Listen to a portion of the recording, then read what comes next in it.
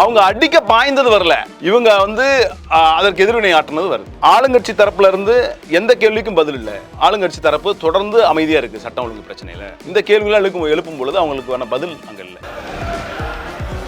6 மாத காலத்துக்கு பேசுறதுக்கு என்ன இருக்கு? 6 மாத காலம். நாளைக்கு ஒரு பெரிய அசம்பாவிதம் நடக்குது, யார் பதில் சொல்லணும்? நீங்க தான் பதில் சொல்லணும். அதுக்கு என்னத்துக்கு 6 மாதம்? சிங்கப்பெண் அதிரடிப்படை கொண்டு வந்தீங்க. கும்மிடிப்பூண்டியில ஒரு பெண் குழந்தை, 3 வயது பெண் குழந்தை வன்புணர்வு செய்யப்பட்டு கொலை செய்யும். உங்க சிங்கப்பெண் பாதுகாப்பு என்ன பண்ணிட்டு? சோஃபாலாம் வச்சு என்ன பண்ணலாம்? சோஃபா மாடல் எல்லாம் இம்ப்ளிமெண்ட் பண்ணலாமே தவிர இந்த கேள்வி நீ கேட்க முடியாதுன்னு சொல்ல முடியாது. ஏன்னா எங்க கட்சி உறுப்பினர்கள்லாம் வாக்கு செலுத்தின ஒரு சட்டமன்ற உறுப்பினரை நீங்க வச்சிருக்கீங்க. எங்க எதிர்கட்சியா இருந்து அட்ரஸ் பண்றதே வந்து தவறுனா என்னங்க அர்த்தம்? நாங்க கேட்கற கேள்வி உங்களுக்கு புரியுதுங்களா? உங்களுக்கு எதிராக சட்டம் ஒழுங்கு சரியில்லை, இதை எதிர்த்து மிகப்பெரிய கண்டன ஆர்ப்பாட்டம் நாங்க செய்யல. இது பிளாக்மெயில் பண்ற மாதிரி இருக்கு. இது மிரட்டற துணியில இருக்கு. இது மிரட்டற துணியில இல்ல, அதெல்லாம் செஞ்சாதான் டார்ச்சர்ன்றேன். அந்த பெண், பாதிக்கப்பட்ட பெண் வந்து பேட்டி கொடுக்குறாங்க. மகளிர் சங்கம் ஆதரவா போய் போராட்டம் நடத்துது. இதுக்கு மேல உங்களுக்கு எவிடன்ஸ் வேணும்? நீங்க அண்ணனா இருந்து அப்பாவா இருந்து அந்த இடத்துல அந்த பெண்ணுக்காக ஒரு ஆதரவான ஒரு செயலை நீங்க செஞ்சிருக்கலாம்ல. தமிழ்நாட்டுல எல்லாமே சேஞ்ச் ஆயிடுச்சு. உங்க நகையையும் சேஞ்ச் பண்ணுங்க. உங்க பழைய நகைக்கு கிராமுக்கு 150 ரூபாய் கூடுதலா வாங்கி புது நகை எடுத்துக்கோங்க. அதே கம்மி சேதாரம் தான் உங்க லலிதால மட்டும்தான். சிடாசிஸ் தமிழர் 4.0 அணிகளாய் திரள்வோம், அமைப்பாய் உயர்வோம். ஜூலை 24-25 ஹில்டன், சென்னை. உலக தமிழர்களுக்கு வணக்கம். இது கிங் டிவி. இன்றைய நிகழ்வு நம்மோடு திராவிட முன்னேற்ற கழகத்திலிருந்து செய்தி தொடர்பாளர் துரை தமிழ்ச்செல்வன் இருக்கிறார். வணக்கம் தோழர். வணக்கம். சட்டமன்ற நேரலை திடீர்னு துண்டிப்பு, ஒட்டுமொத்தமாக நேரலை நிறுத்தப்படலை. நேரலை தொடங்கி நடந்துட்டு இருக்கப்ப திடீர்னு நிறுத்தப்படுகிறது. அதற்கு பின்னும் எம்எல்ஏக்கள் அடிக்க பாய்ந்த சம்பவங்கள் எல்லாம் சட்டமன்றத்தில் நடந்ததாக செய்தியெல்லாம் பரவியது. உங்களுக்கு தகவல் கிடைச்சிருக்கும் என்ன நடந்திருக்கு அப்படின்னு. முதல்ல இந்த துண்டிப்பு எதனால, துண்டிப்புக்கு பிறகு நடந்தது என்ன நீங்க சொல்லுங்க. அதாவது சட்டமன்றத்தில் நாங்கள் வரலாற்று சாதனையை படைச்சிட்டோம். நம்மளோட அமைச்சர் ராஜ்மோகன் சொன்ன தகவல். எஸ், அவர் வந்து இன்னொருலையும் அப்படி யாராவது பண்ணியிருக்காங்களா பாருங்க, நாங்கள் லைவ் போடுறோம், எங்களுக்கு எந்த விதமான கணமும் கிடையாது, நாங்கள் லைவ் போட்டு என்ன இருக்கோ அதை பட்டவர்த்தமாக மக்களுக்கு தெரியப்படுத்த போகிறோம் சொன்னதெல்லாம் சரிதான். ஆனால் அந்த குறிப்பிட்ட செஷன் வந்து ரொம்ப டஃப் செஷன் அது. ஏன்னா இவங்களுக்கு தான் எல்லாமே ஸ்கிரிப்டட் பர்சன் இல்லை. நம்ம கேள்விக்கான பதில் நேரடியாக வராமல் அதுக்கு ஒரு ரெடி பண்ணிட்டு தான் ஆன்சர் பண்ண வேண்டிய கட்டாயத்தில் தான் இன்றைக்கி ஆளுங்கட்சி இருக்கு. இல்லை, எல்லாரும் தயார் பண்ணிட்டு பதில் சொல்கிறது தானே, அதுதானே சரியாகவும் இருக்க முடியும். இன்ஸ்டண்ட்டாக சில கேள்விகள் வரும், அதை தாண்டிட்டு இப்போ இன்ஸ்டண்ட்டாக சில வரலாறு சம்பந்தமான ஒரு கேள்விகள் வரும். அந்த கேள்விகளை எதிர்கொள்ள முடியாதுன்றது அவங்களுக்கும் தெரியும். தாவேக்காத்தாருக்கு ஆளுங்கட்சி தரப்புக்கு அது தெரியும். தெரிஞ்சதுனால தான் திட்டமிட்டு அந்த நேரலையை வந்து தடை செய்கிறாங்க அல்லது ஒளிபரப்புறத நிறுத்துறாங்க. தற்காலிகமாக நிறுத்திட்டு என்ன பண்ணுறாங்க, திருப்பி ரெக்கார்டட் வெர்ஷனில் எடிட் பண்ணி போடுறாங்க. இரவு வருது 8 மணி நேரம். ஏன்னா அவங்க தான் விர்ச்சுவல் வாரியர்ஸ் ஆச்சு. அவங்க தான் நான் விர்ச்சுவலில் பார்த்துட்டே இருக்காங்க. இதுக்கு எதிரான குரல் வந்து எழுந்துகிட்டே இருக்கு மக்கள்கிட்ட. என்னையா சொன்னீங்க? துண்டிக்கப்பட்ட உடனே மக்கள்கிட்ட இருந்து ஒரு புது குரல் வருது. என்ன சொன்னீங்க? நீங்க எல்லாம் லைவ்ல போடுறேன்னு சொன்னீங்களா, ஏன் இப்ப அமைதியா இருக்கீங்க? ஏன் இப்ப இந்த செஷனை வந்து கட் பண்ணீங்க? ரீசன் சொல்லுங்க மக்கள் இருந்து கேட்கறாங்க. மக்கள்கிட்ட இருந்து கேட்க அவங்க பாக்குறாங்க. அந்த பார்க்கும் பொழுது அவங்களுக்கு ஏதோ இது தப்பா இருக்கு, உடனே ஒரு வெர்ஷன் எடிட் பண்ணி போட்டுருவோம் அப்படின்றதுனால போடுறாங்க. அந்த எடிட் பண்ண வெர்ஷன்ல அவங்க பேசின விஷயங்கள் மட்டும், அவங்களுக்கு சாதகமான விஷயங்கள் மட்டும் எடிட் பண்ணி திமுகவை பலவீனப்படுத்துற மாதிரி ஏதாவது ஒரு இன்புட்டை உள்ள சேர்த்துட்டு அந்த வெர்ஷன் வருது. இல்ல, அந்த வீடியோல கூட திமுக தரப்புல இருந்து எழுந்து கூச்சல் போடுற காட்சிலாம் நம்ம பார்த்தோம். உங்க தரப்புல இருந்து ரொம்ப மோசமா காட்சி. அதற்கு முன்னாடி அவங்க என்ன சொன்னாங்க, அதனால இவங்க என்ன எதிர்வினை ஆற்றினாங்கன்னு இருக்கு. அவங்க சொன்ன வெர்ஷன் வரல, நம்ம எதிர்வினை ஆற்றினது வருது. என்ன நடந்தது? அவங்க அடிக்க பாய்ந்தது வரல, இவங்க வந்து அதற்கு எதிர்வினை ஆற்றினது வருது. இப்ப ஆளுங்கட்சி தரப்புல இருந்து எந்த கேள்விக்கும் பதில் இல்லை. ஆளுங்கட்சி தரப்பு தொடர்ந்து அமைதியா இருக்கு சட்டம் ஒழுங்கு பிரச்சனையில. இந்த கேள்விகள் எழுப்பும் பொழுது அவங்களுக்கு பதில் அங்க இல்லை. அது நடந்துதா? நேற்று தான் நடந்திருக்கு. ஆமா, அதற்கான பதில் இல்லை. அதற்கான சட்டம் ஒழுங்கு பிரச்சனைக்கு என்ன தீர்வு? தொடர்ச்சியா ஒரு நாளைக்கு 8 கொலைகள் நடக்குது. ஆளுங்கட்சியானது தமிழக வெற்றி கழகம் ஆளுங்கட்சியான பிறகு 8 கொலைகள் நடக்குது ஒரு நாளைக்கு, ஆவரேஜா. அதை விட அதிகம் கூட. அதற்கான பதிலை கேட்டோம்னா பதில் இல்லை. அது ரொம்ப அமைதியாக இருக்காங்க. வாயை தரங்க சிஎம்னு சொன்னாலும் வாயை திறக்க மாட்டாங்க. கேட்டால் இது அந்த செஷன் இல்லைன்றாங்க, இதுக்கு பதில் கிடையாதுன்றாங்க. உண்மைதான், அது இந்த செஷன் இல்லை தான். ஆனால் கேள்வி கேட்கும் பொழுது அதற்கு தார்மீக தன்மையாக இருக்கிற ஆளுங்கட்சி ஒரு பதில் சொல்லணும். இது வந்து நம்ம டிஸ்கஸ் பண்ணுவோம் லேட்டரில், இதுக்கான பதில் நான் தரேன். இப்படி எதுவுமே பதில் சொல்ல தயாராக இல்லாமல் ரொம்ப அமைதியாகவும் இல்லை அதுதான் புத்திசாலித்தனமும் நினச்சி பண்ணுறது வந்து வேடிக்கையாக இருக்குது. இல்லை, ஒரு முன்னாள் அமைச்சராக இருந்தவர் திரு சிவசங்கர் அவர்கள் சினிமா பட இயக்குனருடைய பெயரெல்லாம் பதிவு பண்றது சரியா அப்படின்னு அந்த தரப்புல இருந்து அமைச்சர் ராஜ்மோகன் கேட்டாரு. அட்லி பத்தி பேசுனது வந்து ஒரு உதாரணத்துக்கு சொன்னது. அட்லி படத்துல வர மாதிரி இந்த விஷயம் இல்ல, இது மக்கள் பிரச்சனை. இப்போ ஒண்ணும் இல்லைங்க, திராவிட முன்னேற்ற கழகம் இந்த பிரச்சனை பத்தி பேசணும்னா அது மக்கள் சார்ந்து தான் இருக்கு. நாங்க ஒரு குரல் எழுப்புறோம், சட்ட ஒழுங்கு இல்ல சரியில்லைன்றது கேள்வியா தான் இருக்கு. நீங்க அதைத்தான் பிரதானமாக சொல்லி மக்களை ஏமாற்றி வாக்கு வாங்குனீங்க இல்லையா? எங்க தமிழக வெற்றி கழகம் என்ன சொன்னுச்சுன்னா, சட்டம் ஒழுங்கு அப்ப சரியில்லை, சட்டம் ஒழுங்கு சந்தி சிரிக்குது, பெண்களுக்கு பாதுகாப்பு இல்லை, நான் வந்தா பெண்களை ஓரிரவில் பெண்களை பாதுகாத்துருவேன், ஓரிரவில் பெண்களை பாதுகாத்து இந்த கொலை கொள்ளை கற்பழிப்பே இல்லாத ஒரு மாநிலமா தமிழ்நாட்டை மாத்திடுவேன். நீங்க சொன்னது நீங்க. நாங்க என்ன கேட்கிறோம், அட்லீஸ்ட் என்ன முன்னெடுப்பு எடுத்தீங்க, இல்ல ஏற்கனவே குற்றவாளிகள் மீது என்ன மாதிரியான விசாரணை நடந்திருக்கு, கைது செய்யப்பட்டாங்களா, இது சம்பந்தமா விளக்கம் கொடுக்க வேண்டிய இடத்துல இருக்க நீங்க அதை பத்தி ரொம்ப மௌனம் சாதிக்கிறீங்க. இல்ல, ராஜ்மோகன் அவர்கள் பேசுறாரு, நாங்க சிங்கப்பெண் அதிரடிப்படை கொண்டு வந்திருக்கோம், சில குற்றவாளிகளை போதைப் பொருள் தொடர்பான குற்றவாளிகளை கைது பண்ணியிருக்கோம்லாம். சரிங்க, சிங்கப்பெண் அதிரடிப்படை கொண்டு வந்தீங்க. கும்மிடிப்பூண்டியில ஒரு பெண் குழந்தை, 3 வயது பெண் குழந்தை வன்புணர்வு செய்யப்பட்டு கொலை செய்யப்படுது. உங்க சிங்கப்பெண் பாதுகாப்பு என்ன பண்ணிட்டு இருந்தது? அப்புறம் உள்ளபடியே எங்களுக்கு முன்னெடுப்பு தவறுன்னு சொல்றீங்களா? முன்னெடுப்பு தவறுன்னு அரசு இந்த கொலை குற்ற சம்பவங்களுக்கு காரணமா இருக்குன்னு சொல்றீங்களா? அதை பாதுகாக்க வேண்டியது அரசோட கடமை. இப்ப நாங்க வந்து கடந்த 21, 26 ஆட்சி காலத்தில் இருக்கும் பொழுது இந்த மாதிரி அசம்பாவிதங்கள் நடக்கும் பொழுது தொடர்ச்சியா அவர் கட்சி ஆரம்பிக்கப்பட்டதுன்னு சொன்ன காலங்கள் வந்து பெண்களுக்கு நீங்க பாதுகாப்பு கொடுக்க தவறுறீங்க. நான் வந்தா அதை செஞ்சிருவேன், சரி செஞ்சிருவேன். இப்ப நாங்க வந்து இதுல இருக்க சட்ட சிக்கல் எங்களுக்கு புரியுது, அதெல்லாம் சரி. நீங்க என்ன சொல்லி வாக்கு வாங்குனீங்க? இல்ல, புதிதா வந்திருக்கவங்க இப்பதானே ஆட்சிக்கு வந்து ஒரு 6 மாத காலம், 6 மாத காலத்துல இல்ல, 1 வருஷம் ஆனாலும் கேட்காதீங்கன்றாங்க சில பேர்லாம். சில அடிமைகள் தம்பிகள்லாம் வந்து போடுறாங்க, 1 வருஷம் ஆனாலும் எங்களை பத்தி கேட்காது, நீ நாங்க பாத்துக்குவோம். சரி, 6 மாத காலத்துல என்ன கேட்காம இருக்கலாம் அப்படின்னா, 6 மாத காலத்துல உங்களை திட்டம் சார்ந்த பயன்களை நீங்க ஏன் செயல்படுத்தலன்னு கேட்காம இருக்கலாம். 6 சிலிண்டர் 6 மாசம் கேட்காதீங்க, எங்களால அதுக்கு திட்டம் தேவை இல்ல. மக்கள் சிலிண்டர் வேண்டான்றாங்கன்னு உள்ள நேத்து எம்எல்ஏ பேசிருக்காரு. அதான் அவர் யார், எந்த மக்கள்லாம் அவர்கிட்ட கையெழுத்து போட்டு கொடுத்தாங்கன்னு எங்களுக்கு தெரியல. இப்ப சொன்னது மக்கள் இல்லைங்க, நீங்க நாங்க சொல்ற மக்கள் ஒரு அங்கம் தானே. நாங்க வாக்கு செலுத்தணும்னாலும் நீங்க எங்களுக்கு முதலமைச்சர் தான். நாங்க கேள்வி கேட்கிறோம், ஏங்க அப்படி சொன்னீங்க? எந்த மக்கள் உங்களை வந்து ஒரு போராட்டம் பண்ணி இல்ல ஒரு அமைதி பேரணி நடத்தி எங்களுக்கு வந்து முதலமைச்சர் விஜய் சிலிண்டர் வேண்டாம்னு சொல்றோம், 2500 ரூபாய் பணம் வேண்டாம், 2500 ரூபாய் பணம் வேண்டாம், தாய்மாமன் சீர் திட்டம் வேண்டாம், தாய்மாமன் சீர் வேண்டாம், அப்புறம் குடும்பத்துக்கு 4000 ரூபான்னு கொடுக்குற திட்டம் வேண்டாம், அண்ணன் நேரம் எடுத்துக்கிட்டு சொன்னாங்களா? யாராவது இருந்தா நாங்களும் அதை பார்த்து சரி, மக்களே தான் அதை சொல்றாங்க. ஒரு அமைச்சர் சொல்ற கருத்து எப்படி மக்களோட கருத்தா இருக்கும்? இன்றைக்கும் எங்களுக்கு பக்கத்து வீட்டில் இருக்கிற சிறு குறு தொழில் செய்கிறவங்க, டெய்லி அன்னாடங்காட்சி வேலை செய்கிறவங்களாம் அந்த 2500 ரூபா வரும், நம்ம வந்து நம்மளோட வாழ்க்கை மாறிடும்னு எதிர்பார்க்குறாங்க மக்கள். உண்மைதான். ஒரு வீட்டு வேலை செய்கிற பெண்மணி வந்து 2500 ரூபா வந்துச்சுன்னா நான் அதை வச்சு பட்ஜெட் பண்ணிப்பேன், கண்டிப்பாக விஜய் நான் கொடுத்துருவாரு நம்புறாங்க. அப்ப இந்த நம்பிக்கையில மண்ணள்ளி போடாதீங்க. ஆனா இதுக்கெல்லாம் அவகாசம் கொடுக்கும், இதற்கெல்லாம் அவகாசம் வேணும், இதெல்லாம் அவகாசம் வேணும். இதற்கெல்லாம் நீங்க வந்து 6 மாத காலம் நீங்க வந்து டைம் எடுத்துக்கங்க, பதில் சொல்லுங்க. உடனடியாக நான் நாளைக்கு 2500 ரூபா கொடுன்னு சொல்றது அபத்தம், எங்களுக்கும் புரியுது. ஏன்னா அதுக்கு நீங்க சொல்றீங்க, அதுக்கு இன்னும் கொஞ்சம் அந்த திட்டத்தை வந்து சீர் செய்யணும், அது கொஞ்சம் மாற்றி அமைக்க வேண்டிய திட்டம்லாம் இருக்கு அப்படின்லாம் சொல்றது எங்களால் புரிஞ்சுக்க முடியுது. Okay, you will take time. And இதுல சட்ட ஒழுங்குங்கிறது உங்க அரசாங்கத்தோட ஒரு அங்கம், உங்கள் காவல்துறையோட ஒரு அங்கம். இப்போ லாண்ட் ஆர்டருங்கிறது உங்கள் கண்ட்ரோலில் இருக்கிற போலீஸுக்கோட டியூட்டி, அது புரியுதுங்களா? திட்டம் கிடையாது, அது டியூட்டி, இட்ஸ் நெசசரி. உங்கள் காவல்துறையோட நெசசரி ஆக்டிவிட்டியில் ஒன்று. இல்லை, நான் மறுபடியும் புரிதலுக்காக கேட்குறேன். திமுகவோ அல்லது இப்போ மறுபடியும் அதிமுகவோ ஆட்சிக்கு வந்திருந்தால் கூட நம்ம இந்த கேள்வி கேட்கலாம். ஏன்னா 20-25 ஆண்டு காலம் நீங்கள் ஆட்சி பண்ணியிருக்கீங்க, இவர் இப்பதானே புதிதா வந்து அவர் தானே புதிதுங்க.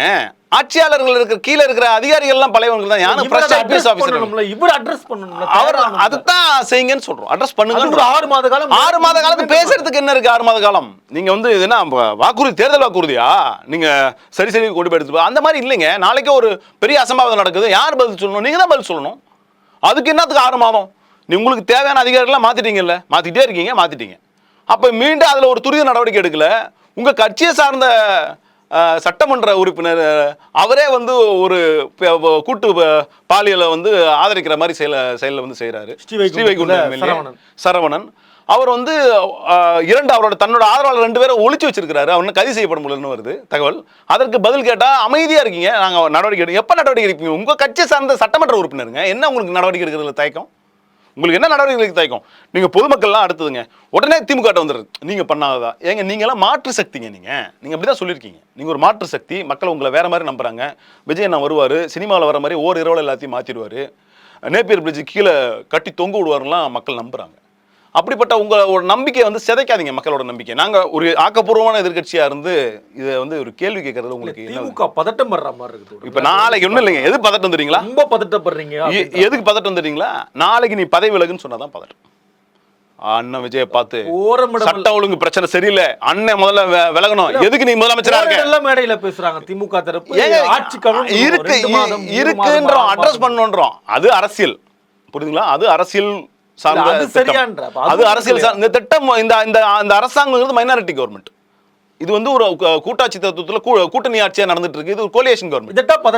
இது பதட்டம் சொல்லல, இது கோலியேஷன். நீங்க வந்து இப்போ 118 எம்எல்ஏக்கள் நீங்க சோலோவா வச்சிருந்து நீங்க இந்த கேள்வியை கேட்டீங்கன்னா நாங்க பதட்டப்படுறோம்னு நம்பலாம். நீங்க எங்க ஓட்டுல உதயசூரியன் திராவிட முன்னேற்ற கழக உறுப்பினர்லாம் சேர்ந்து வாக்கு போட்ட ஒரு சட்டமன்ற உறுப்பினரை கூட்டிட்டு போய் உங்களோட ஆட்சிக்கு ஆதரவா வச்சிருக்கீங்க. புரியுதுங்களா? கிட்டத்தட்ட 8 எம்எல்ஏ வந்து அப்படி வச்சிருக்கீங்க. அப்ப அவர்களோட துணையால தான் உங்க கட்சி நடந்துட்டு இருக்கு. இதுல இந்த கேள்விக்கு, அதாவது இந்த உறுப்பினருக்கு வாக்கு போடு, இந்த வாக்கு செலுத்துன்னு அவர்களாம் நாங்க பிரச்சாரம் பண்ணியிருக்கோங்க. வன்னியரசுக்கு நாங்க பிரச்சாரம் பண்ணியிருக்கிறோம். காங்கிரஸ்ல இருக்கிற 2 அமைச்சர்கள் நாங்க பிரச்சாரம் பண்ணியிருக்கிறோம். ஒரு முஸ்லீம் ஐயுமல் உறுப்பினருக்கு, சட்டமன்ற உறுப்பினருக்கு, நாங்க அமைச்சருக்கு நாங்க பிரச்சாரம் பண்ணியிருக்கோம். அப்ப இந்த கேள்வியை நாங்க கேட்கத்தான் செய்வோம். ஏன்னா எங்களோட வாக்கு அதுல இருக்கு. அப்ப நீங்க இந்த ஆட்சி வந்து ஒரு நிலைத்தன்மை இல்லாத ஒரு ஆட்சியாக இருக்கிறது அப்படின்றத நாங்கள் சொல்ல தான் செய்வோம். நீங்கள் அதற்கு சோஃபாலாம் வச்சு என்ன பண்ணலாம், சோஃபா மாடல்லாம் இம்ப்ளிமெண்ட் பண்ணலாமே தவிர இந்த கேள்வி நீ கேட்க முடியாதுன்னு சொல்ல முடியாது. ஏன்னா எங்க கட்சி உறுப்பினர்கள்லாம் வாக்கு செலுத்தின ஒரு சட்டமன்ற உறுப்பினரை நீங்கள் வச்சிருக்கீங்க. இந்த கேள்விங்கிறது நாங்கள் கேட்குற கேள்விங்கிறது நியாயமானது. நான் இன்னும் நேரடியாக கேட்குறேன். 70 ஆண்டு காலம் அரசியல் இயக்கம் திமுக நம்ம புரிஞ்சுக்க முடியுது. நீங்க மீண்டும் மீண்டும் நேரம் கொடுக்காம இப்படி விஜயை நோக்கி கேள்வி எழுப்புறது, விமர்சனம் வைக்கிறது, கூடுதலா நீங்க வெறுப்பை சம்பாதிப்பீங்க மக்கள் மத்தியில. அது எப்படி நீங்க அது வெறுப்பெல்லாம் கிடையாது. மக்கள் அதை கவனிக்கிறாங்க, ரொம்ப டார்ச்சர் பண்றாங்க. திமுக திரு விஜய் அவர்களை டார்ச்சர் பண்றாங்க, டார்கெட் பண்றாங்க அப்படின்றாங்க. இது ரொம்ப நுட்பமா இந்த கேள்வி. நிதர்சனத்தை உணர மாட்டீங்களா திமுகன்ற? இந்த கேள்வி ரொம்ப நுட்பமானது. அதாவது அவங்க புதுசா ஒரு கட்சி ஆரம்பிச்சு 1.5-2 ஆண்டுகளுக்குள்ள கட்சி ஆரம்பிச்சு ஆளுங்கட்சி ஆயிருக்காங்க. சரி, 75 ஆண்டுகால பாரம்பரிய திராவிட முன்னேற்ற கழகம் அவர்களை சரி செஞ்சுட்டு இருக்கு. நீங்கள் இப்படிலாம் செய்யாதீங்க, இப்படி செய்யுங்க, இந்த ஆட்சியை கவிழ்க்கிறதுக்கு நாங்கள் எந்த விதமான செயலும் செய்ய மாட்டோம்னு நாங்கள் சொல்லியிருக்கோம். மீண்டும் சொல்லியிருக்கோம். 6 மாத காலம் திட்டம் சார்ந்து நாங்கள் வந்து அவகாசம் கொடுப்போம்னு சொல்லியிருக்கோம்.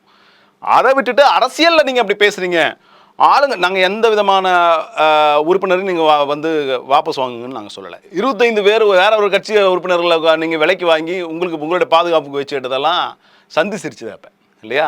25 பேர் அதிமுகவோட சட்டமன்ற உறுப்பினர்களை உங்களோட பாதுகாப்புக்காக நீங்கள் அவங்கள்ட்ட இருந்து நீங்கள் சோஃபாவை கொடுத்து வாங்கினீங்க அப்படின்ற தகவல்லாம் இருக்குது. நாங்கள் உறுதியாக சொல்கிறோம், உங்களை சீர்படுத்துறது, உங்களை ஒழுங்காக நடக்க வைக்கிறது தான் எங்களோட கடமையை தவிர, உங்களை நல்வழிப்படுத்துறது தான் எங்களோட கடமையை தவிர வேற இல்லை. இது மக்கள் வெறுப்பாகிறாங்கன்னு ஒரு சாரர் சொல்றாங்க. வெறுப்பாக மாட்டாங்களா? இவ்வளவு தொல்லை கொடுக்குறாங்க பாவம் அந்த பிள்ளைக்கு அப்படின்றாங்க. இவ்வளவு தொல்லை கொடுக்குறாங்க. சரி, கொலை நடக்குதா இல்லையாங்க? நீங்க சொல்லுங்க. நடக்குது. Yes yes. அப்ப அதை அட்ரஸ் பண்ண வேண்டியது எதிர்க்கட்சியோட கடமை. ஆட்சி காலத்துல நடக்காதது ஒன்றும் இப்ப நடக்குது. அதைத்தான் நாங்க சொல்றோம். நீங்க மாற்று சக்தி.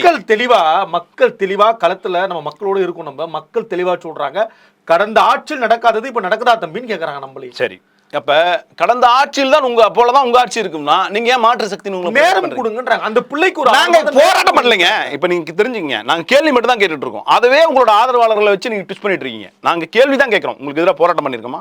உங்களுக்கு எதிராக ஒரு ஊர்வலம் நடத்துறீங்களா ஒரு மாசத்துல? ஏங்க எதிர்கட்சியா இருந்து அட்ரஸ் பண்றதே வந்து தவறுனா என்னங்க அர்த்தம்? நாங்க கேட்கற கேள்வி உங்களுக்கு புரியுதுங்களா? உங்களுக்கு எதிராக சட்டம் ஒழுங்கு சரியில்லை, இதை எதிர்த்து மிகப்பெரிய கண்டன ஆர்ப்பாட்டம் நாங்க செய்யல. அதான் எங்களுக்கு புரியுது. இது பிளாக்மெயில் பண்ற மாதிரி இருக்குது. இல்ல இது மிரட்டுற துணியில இருக்கு. இது மிரட்டுற துணியில அதெல்லாம் செஞ்சாதான் டார்ச்சர்ன்றேன் நான். நீங்க சொல்றீங்க இல்லையா, அரசாங்கத்தை செயல்பட விடாம நீங்க அவருக்கு ஒரு அவகாசம் கொடுக்காம நீங்க அவரை போட்டு டார்ச்சர் பண்றீங்க. இதெல்லாம் செஞ்சாதாங்க அதுக்கு அர்த்தம். அது நீங்க கண்டன ஆர்ப்பாட்டம் பண்ணாலோ இல்ல அவருக்கு எதிராக ஊர்வலம் நடத்தினாரோ இதெல்லாம் தான் அரசியல் சார்ந்த முடிவு. அது வந்து 6 மாத காலத்துக்குள்ள இந்த மாதிரி நீங்க செய்யறது வந்து தவறு. இப்ப நாங்க சொல்றதெல்லாம் அட்ரஸ் பண்றோம். எங்க இப்படி நடந்திருக்கு, உங்க சட்டமன்ற உறுப்பினர் ஒருத்தர் வந்து அவர்கிட்ட வேலை செய்யற 2 பசங்க வேலை வாங்கி தரதா ஒரு பொம்பளை பிள்ளைக்கு சொல்லி கூட்டு போய் பாலியல் வன்புணர்வு, கூட்டு பாலியல் வன்புணர்வு செஞ்சிருக்காங்க. நீங்க அவருக்கு எதிராக கொஞ்சம் ஆக்ஷன் எடுங்க, கன்சிடர் பண்ணுங்க. இதுதான் நாங்க சொல்றோம். நீங்க அதையெல்லாம் நான் ஆக்ஷன் எல்லாம் எடுக்க மாட்டேன். நீங்க ஆக்ஷன் எடுத்துங்க, நாங்க பேச மாட்டோம். இப்போ அந்த சட்டமன்ற உறுப்பினர் கூப்பிடுங்க, கட்சி விட்டு நீக்குங்க. அவருக்கு எதிராக ஒரு நடவடிக்கை எடுங்க. எங்க விஜய் நான் செய்வாருன்னு எங்களுக்கு நம்பிக்கை இருக்கு. இப்போ ஒரு இடைத்தேர்தல் வரும்னு எதிர்பார்க்குறீங்க? இல்லைங்க, உங்களுக்கு புரியலையா? ஏங்க ஒரு சட்டமன்ற உறுப்பினருங்க, அவர் வந்து ஒரு XYZ கிடையாதுங்க. அவர் ஒரு சட்டமன்ற உறுப்பினர், உங்க கட்சியோட 107 MLA-க்களோட ஒரு அங்கம். அந்த 180 அந்த ஒரு பானை சோற்றுக்கு ஒரு சோறு பதம்ன்ற அந்த 107 பேரோட ஒரு பங்கு அவர் இப்படித்தான் இருப்பன்னு மொத்த 106 பேரையும் அவர் சொல்றாரு. புரியுதுங்களா? அவர் மேல நீங்க ஒரு ஆக்ஷன் எடுக்கிறது இவ்வளவு தயக்கம் அப்படின்னா நாங்க கேட்கிற கேள்வியில் உங்களுக்கு புரியலையா? நாங்க ஒன்றும் கேட்கலைங்க, உங்களை ஒண்ணுமே கேட்கல. ஏங்க அப்படி பண்ணிருக்காரு, என்னங்க ஆக்ஷன் எடுத்துருக்கோன்னு கேட்கிறோம். அதற்கு நான் பார்த்தீங்களா எங்களை குறை சொல்றாங்க. மக்கள் அதையும் பார்த்துட்டு தானே இருக்காங்க. மக்கள் அதையும் பார்த்து மக்கள் பாக்குறாங்கன்ற வெறுப்பா இருக்கு. ஆமாங்க, மக்கள் அதையும் தான் பாக்குறாங்க. அவர் பாணியில நச்சன்னு பேசிட்டே இருக்காங்க திமுக. சரி சரிங்க, நீங்க ஆக்ஷன் இல்லை, ஒன்றும் இல்லைங்க, நீங்க ஆக்ஷன் எடுத்துருங்க, நாங்க பத்தி பேச மாட்டோம். நாங்க எங்களுக்கு அது அவசியம் இல்லை, அது உங்கள் அரசாங்கம் சார்ந்தது. ஆனா மக்கள் ஒரு பெண் பாதிக்கப்பட்டிருக்கு, அந்த பெண் உங்க கட்சி சார்ந்தவங்களா இருந்தாலுமே கேள்வி கேட்க வேண்டிய இடத்துல நாங்க இருக்கோம். நாங்க கேள்வி தான் கேட்டுட்டு இருக்கோம், மீண்டும் மீண்டும் சுட்டி காட்டுறதுல ஐயோ எங்களை பத்தி இப்படி பேசிட்டாங்க பாத்தீங்களா, நான் ரொம்ப நல்லவன் பாத்தீங்களா, என்னை இப்போ இப்படி கேள்வி கேட்டா தமிழ்நாட்டு மக்களை கேள்வி கேட்ட மாதிரி. இதெல்லாம் போதுங்க. நீங்க ஆளுங்கட்சி யார் வரையும் பேசுனீங்க, இப்போ ஆளுங்கட்சி ஆயிட்டீங்க. உச்சபட்ச அதிகாரம் உங்கள்கிட்ட தான் இருக்கு. முதலமைச்சர் விஜய் கிட்ட தான் உச்சபட்ச அதிகாரம் இருக்கு. நீங்க நாளைக்கு அந்த சட்டமன்ற உறுப்பினர் கைது பண்ணி உள்ள வைன்னு உங்க சொன்னீங்கன்னா உங்க காவல்துறை வந்து நடவடிக்கை எடுக்க மாட்டேன்னு சொல்லுதா? கேள்வி கேட்குறோம். உங்க காவல்துறை நடவடிக்கை எடுக்க மாட்டேன்னு சொல்லுமா உங்கள்கிட்ட? நீங்க சொன்னா செய்ய போறாங்க, தூக்கி உள்ள வைனா உள்ள வைக்க போறாங்க. ஏன் அப்படி? உங்களுக்கு நீங்க தான் க்ளீன் கவர்மெண்ட் நடத்தணும்னு ஆசை இருந்தால் சட்டமன்ற உறுப்பினர் கைது செய்ப்பா. அவன் 2 பேரும் வந்து ஒரு கூட்டுவாளி வன்புணர்வு செஞ்ச 2 பேரை வந்து பாதுகாத்துட்டு அந்த பெண்ணுக்கு எதிராக அந்த பெண் மேலே குற்றம் சுமத்தலாம். எனக்கு பெண்கள் பாதிக்கப்பட்டாலே தாங்காது, நான் ரொம்ப கொதிச்சு எழுந்துருவேன். அண்ணன் சொல்லணும்ல, அண்ணன் அமைதியாக இருக்கார்ல, எங்களுக்கு ரொம்ப கவலையாக இருக்காது தான். நீங்கள் அண்ணன் வந்து முதலமைச்சர் விஜய் வந்து அதை செஞ்சுருக்கணும். அதை செய்ய விட்டுட்டு நாங்கள் சொல்கிறதெல்லாம் நாங்கள் சரிங்க, நான் உங்கள் மேலே அபாண்டமாக ஏதாவது சொல்லியிருக்குமா சொல்லுங்கள், எங்கேயும் நடக்காததா? சரி அதெல்லாம் விட்டுருங்க, உங்கள் சட்டமன்ற உறுப்பினர் தானே அவர். நீங்கள் மற்ற இடத்துல விட்டுருங்க, கோயம்புத்தூர் நிகழ்வை விட்டுருங்க, கும்மிடிப்பூண்டி நிகழ்வை விட்டுருங்க. இது ஸ்ரீவைகுண்டம் நிகழ்வுங்கிறது உங்கள் கட்சியை சேர்ந்த ஒரு உறுப்பினர் தானே அவர். அந்த 2 பேரும் உங்கள் கட்சியை சேர்ந்த உறுப்பினர் தானே. குறைஞ்சபட்சம் அவர்களை கட்சியிலிருந்து நீக்கியிருக்கணும், அல்லது அவர்களை கைது செய்யணும். உங்கள் போலீஸு கைது செய்யணும், கைது செய்யணும். இதுக்கு போய் பெருசாலாம் 6 மாதம் டைம் தேவையில்லை. ஏப்பா அந்த பெண் பாதிக்கப்பட்ட பெண் வந்து பேட்டி கொடுக்குறாங்க, மகளிர் அங்கம் ஆதரவாக போய் போராட்டம் நடத்துது. இதுக்கு மேலே என்ன உங்களுக்கு எவிடன்ஸ் வேணும்?